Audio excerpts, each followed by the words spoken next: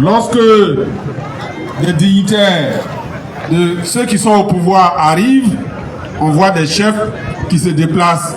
Mais lorsqu'il s'agit des envoyés de Laurent Gbagbo, il y a des chefs qui prétendent qu'ils ne font pas la politique, qui ne viennent pas.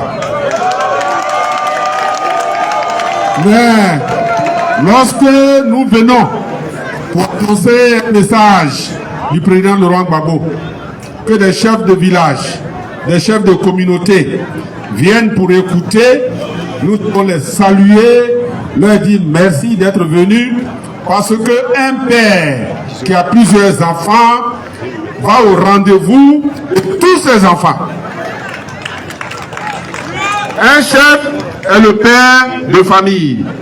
Il a plusieurs enfants qui sont dehors, qui se battent pour montrer l'un et l'autre qui peut diriger le village. Il appartient au chef d'être là lorsque chacun des enfants l'appelle pour assister à une cérémonie. Je voudrais vous dire merci d'être de vrais chefs. Je voudrais saluer la jeunesse. Je voudrais saluer la jeunesse. On dit souvent que la jeunesse ivoirienne, depuis que Laurent Gbagbo a été renversé du pouvoir, est perdue. Elle est perdue et on ne la retrouve que dans les maquis, que dans ce qui est sans valeur. Or, lorsqu'il s'agit du message de Laurent Gbagbo, que je vois que la majorité de la population qui est aujourd'hui présente, c'est les jeunes, je suis rassuré. Je suis rassuré. Je voudrais saluer les femmes.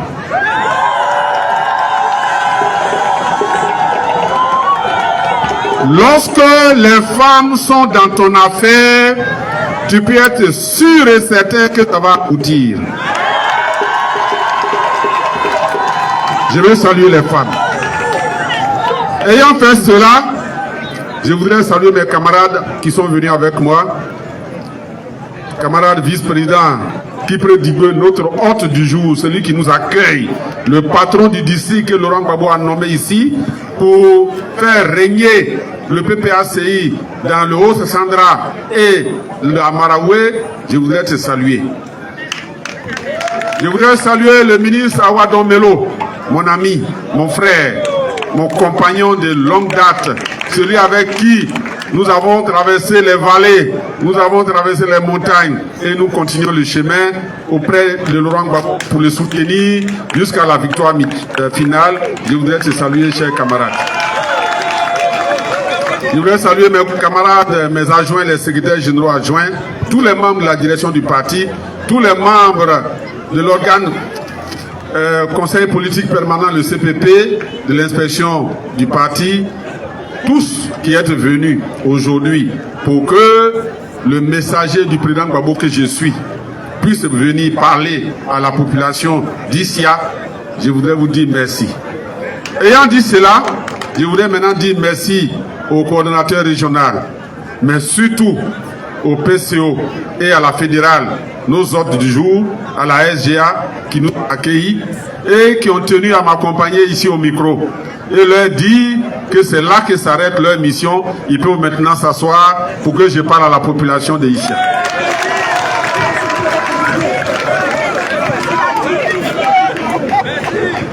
Voilà. On va parler. Je suis venu ce soir. Je suis venu ce soir parce que j'ai un message. J'ai une commission pour vous.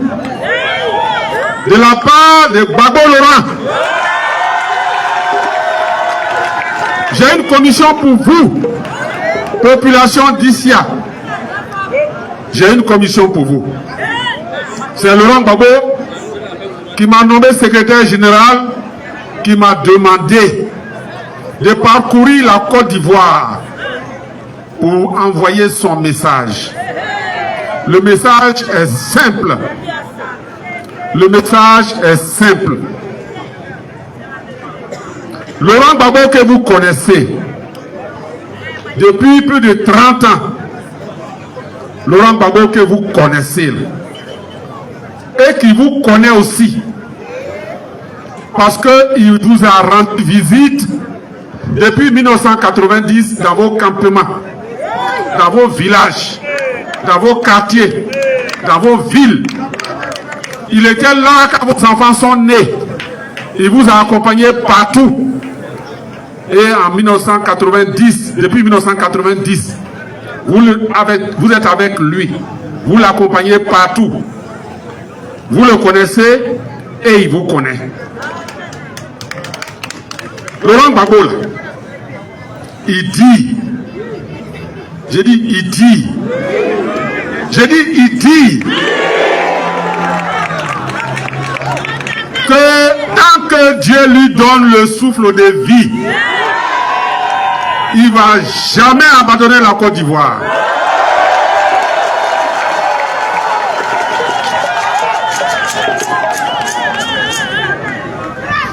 Il a tant aimé la Côte d'Ivoire qu'il lui a donné toute sa jeunesse et toute sa vie. Aujourd'hui, après tout ce qui s'est passé, que vous connaissez, que je vais rappeler rapidement. Mon frère Romelo l'a dit tout à l'heure. Nous sommes avec Gbagbo parce que Gbagbo est avec le peuple. Et quand tu es avec le peuple est avec toi. Et quand le peuple est avec toi, Dieu est avec toi.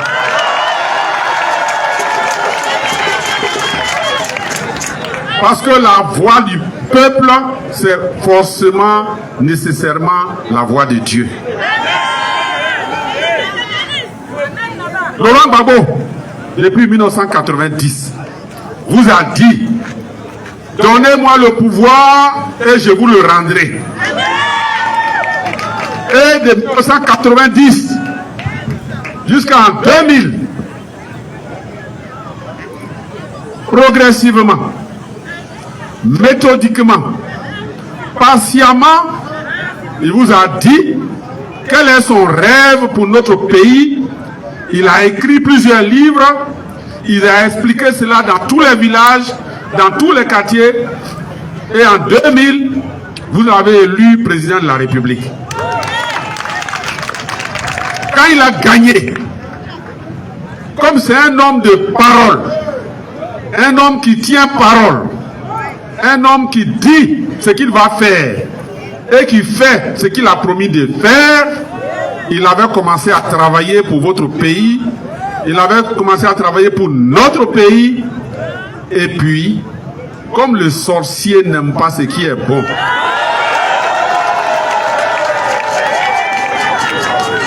comme le sorcier n'aime pas ce qui est bien, les ennemis de la Côte d'Ivoire ont commencé à l'attaquer. 2 mois seulement après son élection, ils ont tenté un premier coup d'État en janvier 2001. 2 mois. Et depuis ce jour, ils ne l'ont pas laissé tranquille jusqu'en 2002, où ils ont divisé le pays en deux.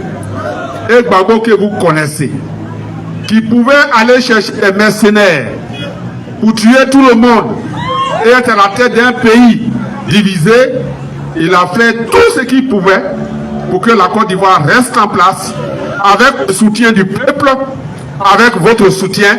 Il a fait tout ce qu'il pouvait. Et puis en 2010, vous l'avez encore élu. Le Conseil constitutionnel a dit c'est lui qui a gagné. Et puis les mêmes sorciers sont revenus et ils ont, avec l'aide des mercenaires, l'aide de nos ennemis, ils l'ont renversé, ils l'ont déporté à la CPI. Et en partant, au moment où ils partaient à la CPI, les sorciers que vous connaissez là, ils disaient Gbagbo s'en va, c'est fini, on ne va plus parler de FPI, on ne va plus parler de Gbagbo. Mais je vous ai dit que Laurent Gbagbo, c'est un enfant de Dieu. Pourquoi il est enfant de Dieu? Il n'est pas un saint, mais parce qu'il est en phase avec son peuple. Et Dieu aime le peuple.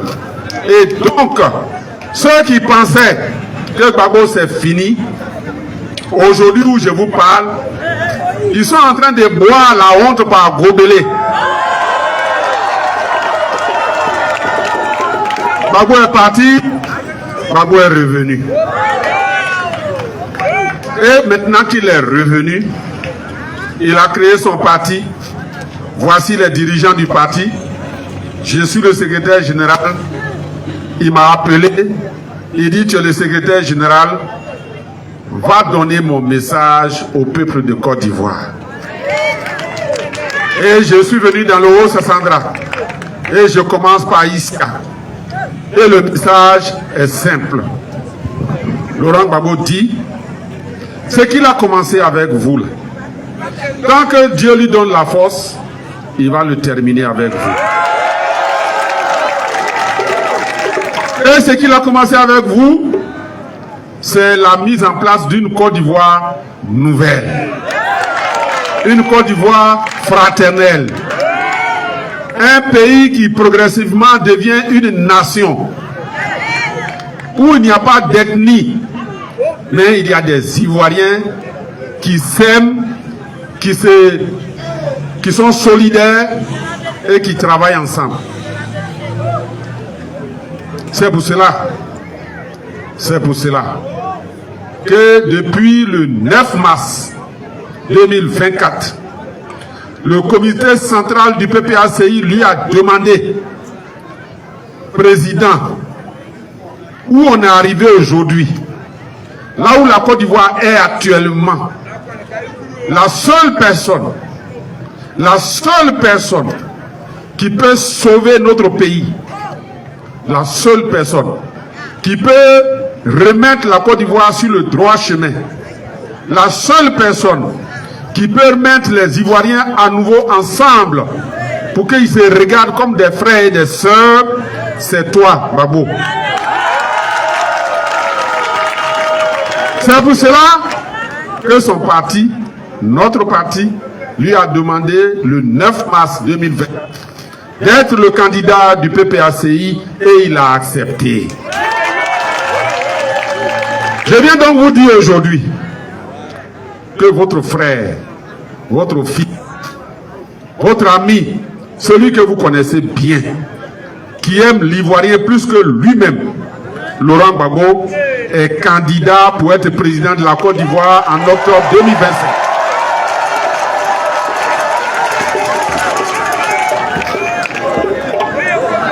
Maintenant, les sorciers ne changent jamais leur façon de faire.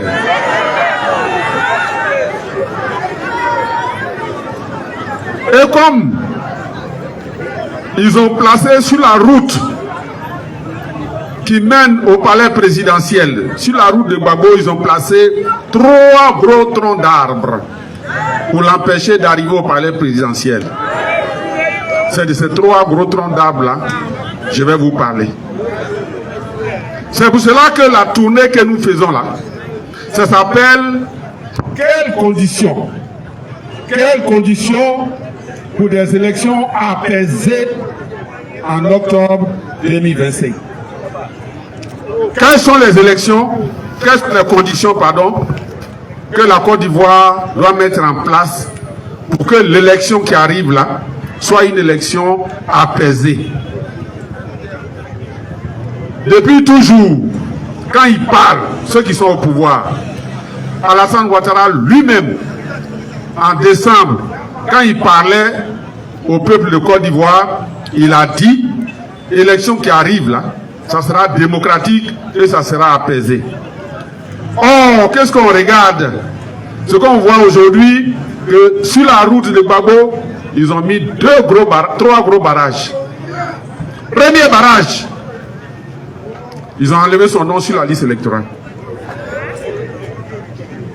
Deuxième barrage, la CEI.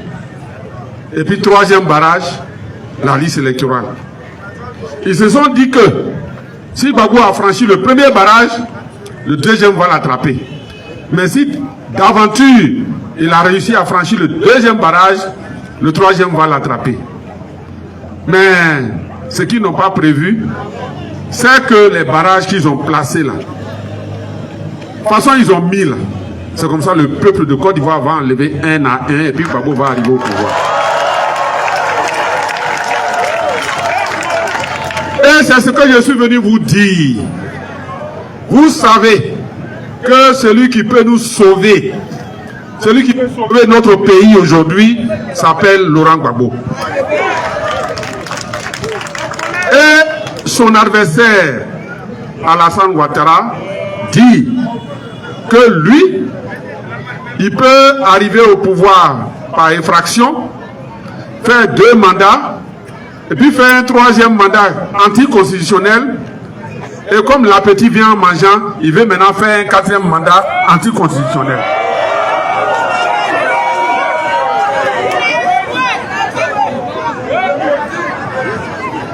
En même temps qu'il continue allègrement de violer la Constitution, il va choisir les adversaires qu'il va affronter. Tellement il a peur de Gbagbo. Tellement Gbagbo lui fait peur, il ne veut même pas entendre parler de Laurent Gbagbo candidat à l'élection présidentielle. C'est pour cela qu'il a placé son nom, il a enlevé son nom sur la liste électorale, il a fait une CEI qui est pour lui et il a fait une liste électorale qui est pour lui. Je vous explique les 3 barrages donc. Gbagbo, ancien président de la République, Alassane Ouattara dit que Gbagbo là, on n'a qu'à enlever son nom parce qu'il a braqué la BCEAO. Gbagbo que vous connaissez là.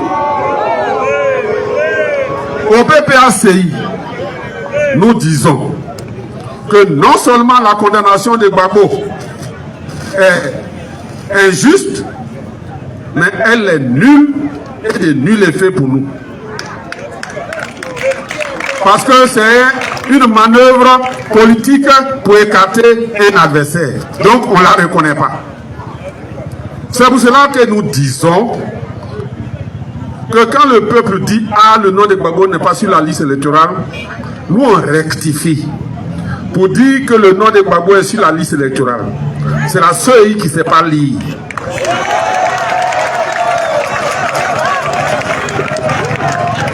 Il va falloir qu'on leur donne des lunettes pour qu'ils lisent bien, parce que quand lisant, ils sautent son nom. Sinon, son nom est sur la liste électorale. Pourquoi on le dit? Parce que celui qui a enlevé son nom, pour ne pas l'affronter, c'est lui qui va remettre son nom. Lui-même. Ça, c'est la première chose. La deuxième chose, qui est le 2e barrage qu'ils ont placé devant Gbagbo, c'est la CEI. La CEI, c'est comme l'arbitre dans un match de football. Or, l'élection présidentielle, c'est comme la finale. Imaginez la finale entre Issia et Saïwa. Finale de football. Et puis on dit, la finale se joue à Saïwa. Et l'arbitre là, c'est le chef de village de Saïwa.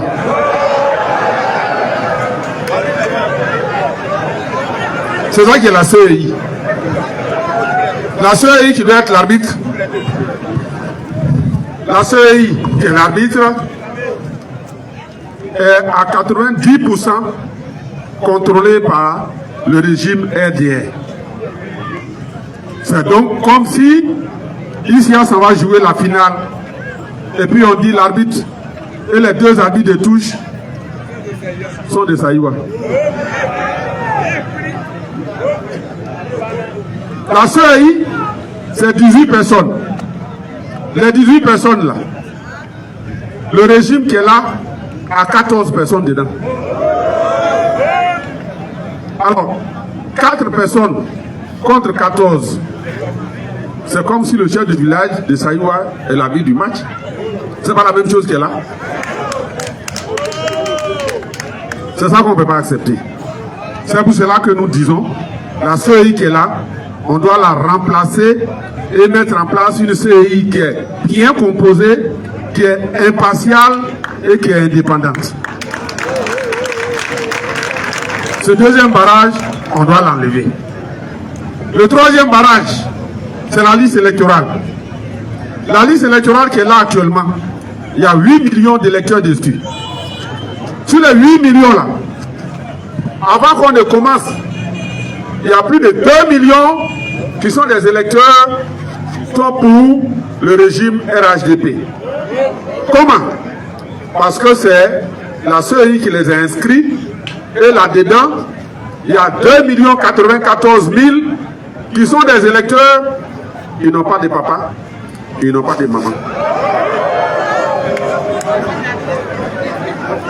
Or, le code électoral dit que pour être sur la liste électorale, quelqu'un qui est inscrit sur la liste électorale, quand on regarde, on doit voir le nom de son père, on doit lire le nom de sa mère.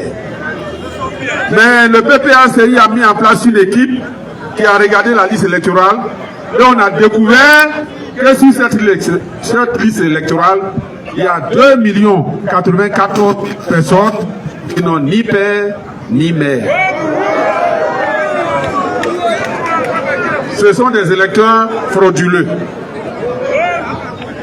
Plus grave, sur la même liste électorale, l'équipe que le PPACI a mis en place a découvert qu'il y a des mamans qui ont mis au monde 500 électeurs. Des femmes qui ont accouché jusqu'à ce qu'ils ont fait 600 enfants qui sont électeurs. Ils sont sur la liste électorale. Mieux, il y a des femmes sur la liste électorale, enfin, il y a des électeurs sur la liste électorale, leur maman, au moment où ils les mettaient au monde, elles avaient 99 ans. Ça veut dire que ce sont des femmes qui, à l'âge de 99 ans, ont accouché et ont fait 200, 300 enfants. Il y a des femmes sur la liste électorale, dans la même année, elles ont mis au monde 53 enfants, 70 enfants, dans la même année. Je m'excuse, hein, mais je crois que même Grenouille ne peut pas faire ça. Grenouille ne peut pas faire ça. Donc quand on regarde tout ça, on voit qu'il y a trop de fraude. Trop de fraude. Enlever le nom d'un adversaire, c'est de la fraude. Mettre en place une CEI que tu contrôles à plus de 80%, c'est de la fraude. Mettre en place une liste électorale qui va servir pour le vote, où tu as déjà 2000 électeurs avant qu'on ne commence, c'est de la fraude. Tu avais donc dit qu'il y a un parti en Côte d'Ivoire qui ne peut gagner aucune élection s'il n'y a pas la fraude, s'il n'y a pas la violence. C'est le RDR. On est désolé, mais il faut que cette année 2025 là, ils comprennent que le temps de la fraude, le temps de l'intimidation, le temps de la violence, c'est fini. Au PPACI en particulier, mais dans l'opposition en général, on n'est plus prêt à accepter la fraude sous quelque forme que ce soit. L'élection qui arrive là, l'élection qui arrive, il faut qu'elle soit réellement démocratique, transparente et inclusive. C'est pour cela que nous disons, quand on dit qu'il y a élection en 2024, que le pays va aux élections présidentielles, ça veut dire que Gbagbo est candidat, qu'on a nettoyé la CEI, on a nettoyé la liste électorale. C'est là qu'on dit qu'il y a élection. Il faut qu'on soit clair là-dessus.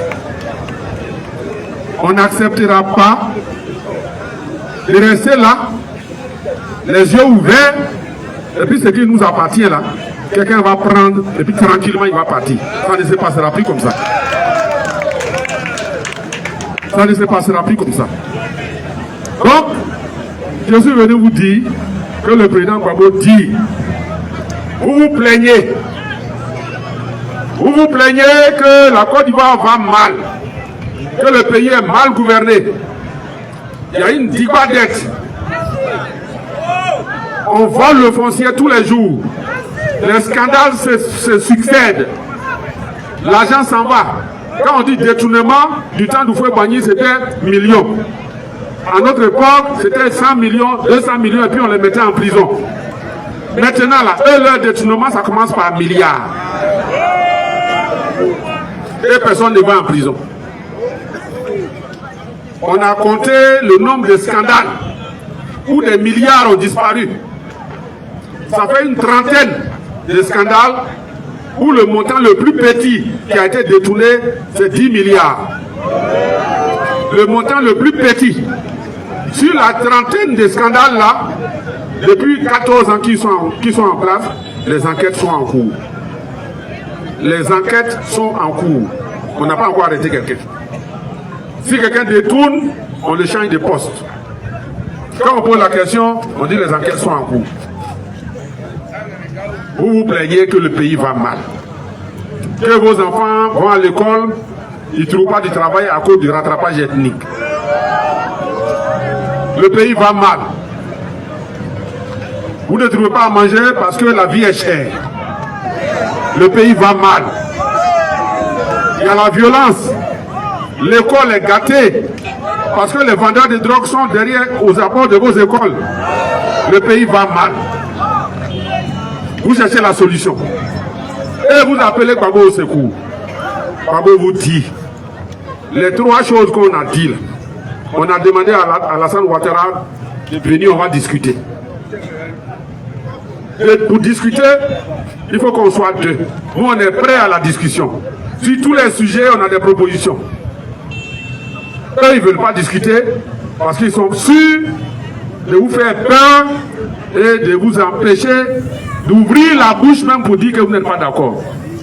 Je suis venu vous dire, est-ce que vous êtes d'accord pour que cela continue encore d'être à la tête du pays?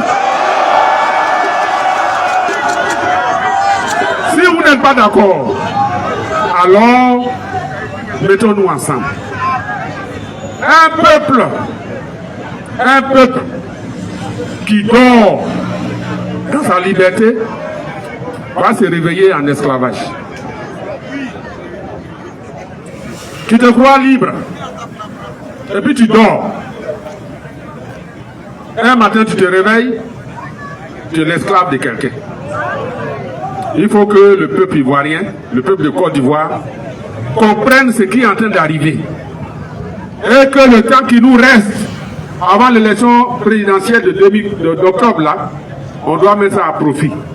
Pour s'unir autour de Laurent Gbagbo, pour le soutenir et parler à tous les dirigeants de ce pays, pour leur dire que trop, c'est trop. Trop, c'est trop. On a assez souffert. Il faut qu'ils s'asseyent avec l'opposition pour discuter, pour que tout ce qui est mauvais, tout ce qui est tordu soit redressé, pour qu'on aille à des élections propres et que le peuple de Côte d'Ivoire choisisse son vrai président pour les 5 prochaines années à venir.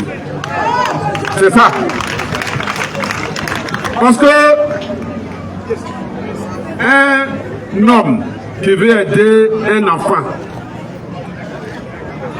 qui pleure, qui est assis par terre et qui pleure parce qu'il souffre. Si toi, adulte, qui passe à côté, si tu veux l'aider, tu dois le soulever. Mais pour que tu le soulèves, il faut que lui-même il soulève ses bras un peu. Vous, peuple de Côte d'Ivoire, soulevez un peu votre bras pour que Gbagbo vous soulève.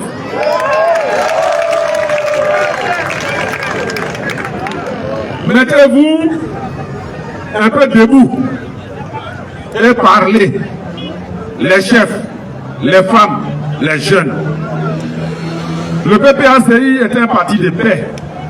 Laurent Gbagbo est un homme de paix.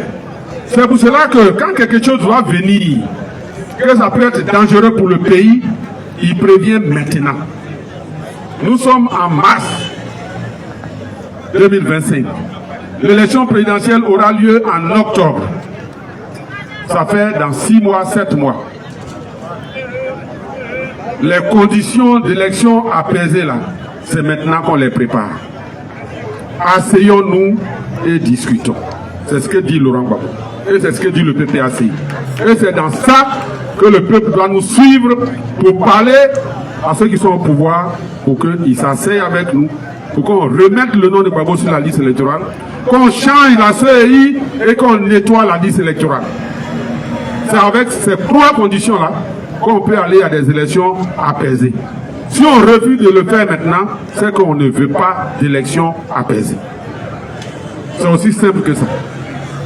Parce que nous voulons aller à des élections apaisées avec Laurent Gbagbo, notre candidat. Il n'y a pas 36 candidats au PPACI, c'est Laurent. Et ceux qui nous disent que, comme son nom n'est pas sur la liste électorale, cherchez un plan B, ceux-là, nous leur répondons que chez nous, il n'y a pas de plan A ni de plan Z. Il y a un seul plan, c'est Laurent Gbagbo. Comment reprendre le pouvoir pour terminer ce qu'il a commencé pour le peuple de Côte d'Ivoire? C'est ça qui est la question. C'est ça qui est la question. Lorsque tu parles de plan B, c'est que tu as déjà abandonné le plan A. Or, nous n'allons pas abandonner Laurent Gbagbo. Parce que tout ce qu'il fait là, tout ce qu'il endure, tout ce qu'il a enduré jusqu'à maintenant, et le fait qu'il veuille se mettre encore à la disposition de la Côte d'Ivoire, il le fait non pas pour lui, mais pour les jeunes que vous êtes, pour le peuple de Côte d'Ivoire. Nous ne pouvons pas l'abandonner et nous ne pouvons pas tolérer une injustice. Parce que enlever son nom sur la liste électorale, c'est une injustice. Si tu reconnais qu'il est victime d'une injustice, tu dois normalement te lever pour dire, mettez le nom de Gbagbo pour qu'on ait la paix dans ce pays. Voilà le message que je suis venu vous dire. Nous sommes décidés, nous sommes déterminés. Et personne ne nous effraiera. Personne ne nous effraiera. Ce dont il est question, c'est l'avenir de notre pays. C'est l'avenir de nos enfants. C'est l'avenir de tout un peuple. Et pour cela, nous sommes prêts à la discussion. Mais il faut que les autres, Alassane Ouattara et son équipe, acceptent d'ouvrir les discussions. Vous voyez, celui qui est au pouvoir, c'est lui qui crée les conditions de la paix. Laurent Gbagbo était au pouvoir, il a créé les conditions de la paix. C'est parce qu'eux, ils ont refusé que la situation s'est empirée. Il n'a jamais refusé d'aller à des discussions. Bien au contraire. Donc, avoir des élections apaisées, c'est possible en Côte d'Ivoire. Avoir des élections apaisées, ça dépend. C'est pour cela que nous disons. Élections apaisées que tu cherches là, ça dépend de toi. La paix que tu cherches là, ça est chez toi. Maintenant, comme nous savons aussi que le RHDP, ils sont en train de consommer leur dernier moment dans le pouvoir, avec vous tous, on va leur chanter une petite chanson. Quand quelqu'un s'en va, qu'est-ce qu'on lui dit? Donc on commence au revoir, au revoir, au revoir. Au revoir, au revoir, au revoir. On s'élève, on chante avec le CC. Au revoir, au revoir, au revoir. Alassane s'en va, Alassane s'en va, Alassane s'en va, le pays va danser. Voilà, ici, le secrétaire général du PPACI, Tchédé Jean Gervais, a parlé et vous avez écouté dans cette vidéo. Oui, un appel aux chefs de village à se mobiliser tout autant pour le RHDP que pour les partis d'opposition. Ou alors ils ont fait leur choix.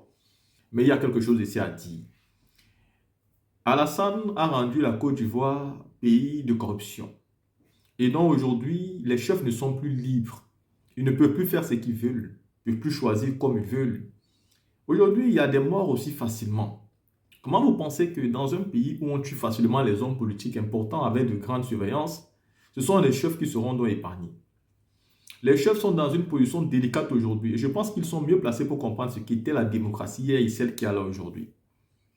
À Issia, nous avons vu la mobilisation du RHDP là-bas et tous les chefs étaient là, obligés d'être là parce qu'ils n'ont pas le choix. Et quand le PPACI arrive, les mêmes chefs là reçoivent tout simplement des menaces. Et les plus courageux, ils viendront et les moins courageux ne viendront pas.